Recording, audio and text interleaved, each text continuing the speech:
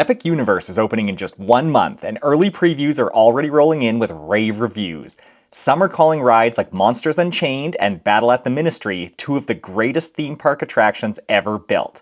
So the question on everyone's mind is, how will Disney respond? Or, do they even need to? Let's dive into the Battle of the Titans, Disney versus Universal, and what the future holds for the theme park capital of the world, Orlando, Florida.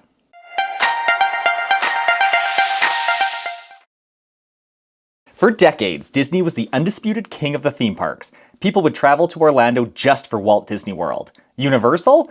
That was just a fun extra day if you had time. But everything changed in 2010 when a certain boy wizard cast a spell on the industry. You see, J.K. Rowling originally approached Disney with the idea of building the wizarding world of Harry Potter, but she and Disney could not come to an agreement. Universal, however, gave her much more creative control over her plans to bring her world to life, and they agreed to bring the wizarding world of Harry Potter to Islands of Adventure. This new land was game-changing. It was the most immersive land ever built, bringing the movies to life in a way we'd never seen before. Attendance skyrocketed nearly 30%, and Universal was no longer riding Disney's coattails. They were suddenly in the race. This was the first time that Universal offered something that Disney did not have, putting Disney in a position where they would need to respond, instead of always being the leader in innovation. The 2010s saw both companies expanding. New Fantasyland, Diagon Alley, Pandora, Hagrid's, Galaxy's Edge, Velocicoaster, hit after hit. But then, COVID hit, and the response? Totally different between the companies. Disney hit pause. Projects like the Mary Poppins ride in the UK Pavilion, the Spaceship Earth refurb, and the new festival space in World Celebration were cancelled. Even Tron Lightcycle Run, a clone of a ride from Shanghai, sat in limbo. Meanwhile, Universal hit the gas. They accelerated Velocicoaster and continued full steam ahead on Epic Universe, a brand new theme park with 5 lands, 11 rides, 2 shows, and loads more. This park was slightly delayed due to the pandemic, but they pushed forward as fast as they could. Now, as we lead into the opening of Epic Universe, what does Disney have to compete with a brand new theme park? Over the last few shareholder meetings, Disney's stance on Epic has gone from no worries and rising tides raise all boats to a slight change of tone. Last meeting, Disney admitted there will be a slight impact from Epic Universe. Translation? They know people are going to start choosing Universal as their primary destination. Disney CEO Bob Iger has held steady on the stance that Epic Universe is answering to all of Disney's growth over the last decade. But is that true? Let's take a look at a timeline for the two resorts. We'll start with the opening of Hogsmeade and Islands of Adventure in 2010, which kind of started this theme park war. Next, Walt Disney World responded with New Fantasyland opening in 2012 and Seven Dwarfs Mine Train opening in 2014. Universal responded with Diagon Alley also opening in 2014. Next, Disney opened Pandora, the World of Avatar and Animal Kingdom in 2017, and following that, they opened Toy Story Land in 2018 in Hollywood Studios. In 2019, Universal opened Hagrid's Magical Creatures Motorbike Adventure, one of the greatest theme park rides ever made at that time. Disney's response? Galaxy's Edge, the World of Star Wars, opened that same year. In 2021, both parks opened an attraction, Velocicoaster over at Universal and Remy's Ratatouille Adventure over at Walt Disney World. 2022 finally saw Cosmic Rewind open, and 2023 saw Tron open at Magic Kingdom after a lengthy development period. Universal opened their revamped kids area, DreamWorks Land, in 2024 to give some of those younger visitors something to do again. And as we know, 2025 is going to be a big year for Universal, with Epic Universe opening its gates officially very, very soon. That is to say, both parks have undergone some major transformations over the last few years, whether it be new rides or new lands altogether. But nothing as big as a whole new theme park. Though they seem to be neck and neck with their growth in the last decade, Disney's D23 in August 2024 seemed to show that they believe they need to have some big growth coming up to compete with Universal's new park. At their latest D23 event, they announced a new Monsters Inc. land in Hollywood Studios, 2 Cars rides coming from Magic Kingdom, a full Tropical Americas land in Animal Kingdom, and the long-rumored Villains Land coming to Magic Kingdom, something fans have been asking for ages. Was this Disney execs finally giving us what we want? Or did Epic Universe's Dark Universe push their hand a little bit? Disney has also been offering some aggressive deals this year. Huge ticket deals, like 50% off for kids' tickets this summer, 3-day, 3-park tickets for $89 a day to boost attendance at the non-Magic Kingdom parks, and a Canadian resident 4-park, 1-park per day deal.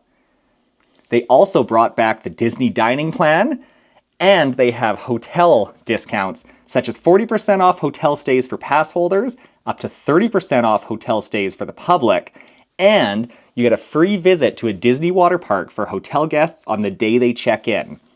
One other perk that they added in this year is they reduced the cost of a down payment for their annual passes.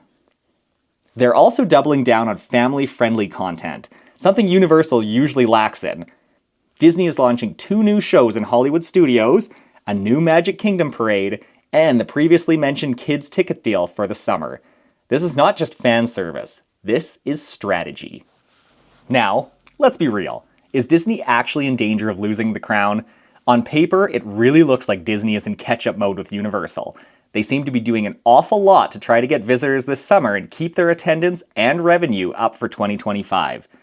So, is Disney actually in danger of losing its spot at the top of the theme park pyramid? Well, if you listen to Florida locals, you'll hear a lot of talk about how Disney is going to seriously suffer once Epic Universe opens. And honestly, on a local level, they might be right. Universal's about to become the hotspot for residents and pass holders looking for something fresh and exciting. But let me give you a different perspective, one that doesn't come from Orlando. I'm a Canadian, living way over on the other side of the continent, and from where I'm standing, Universal still has a long way to go before they can truly compete with Disney on a global scale. And I say this as someone who genuinely loves Universal. I want them to succeed. I want them to keep innovating, to keep pushing boundaries. But here's the reality. Most people outside of the hardcore theme park bubble don't even know Epic Universe is being built. Seriously, when I talk to folks back home, they still ask what Disney park Harry Potter Land is in. Universal barely registers as a separate resort, let alone as a competitor. When we go on vacation and tell people we skipped Disney entirely, their jaws drop. They're shocked.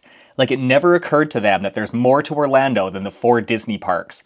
So while Universal is definitely gaining traction, and Epic Universe is going to be a massive leap forward, changing public perception is a slow game. One that takes time, marketing, and repeated word-of-mouth wins. Universal's challenge? Change the narrative. Locals are excited, hardcore fans are hyped, but they need mainstream awareness. So let's be clear. Disney isn't out of the game, not even close. In fact, there's still a lot they can do to maintain their place at the top of the theme park pyramid. But first and foremost, they've got to step it up. Because the early buzz coming out of Epic Universe previews, it's not just positive, it's glowing. People are saying the theming is next level, the rides are some of the best ever created, and the overall experience is setting a whole new bar for immersion. And that means the days of Disney getting away with copy-paste attractions and underwhelming theming is over. From this point forward, Disney's got to match what Epic Universe is doing, if not surpass it. And how do they do that? They need to start with the people behind the magic. The wild thing is, Epic Universe was designed and built by some former Disney Imagineers. Talented creatives that Disney let go and Universal scooped up.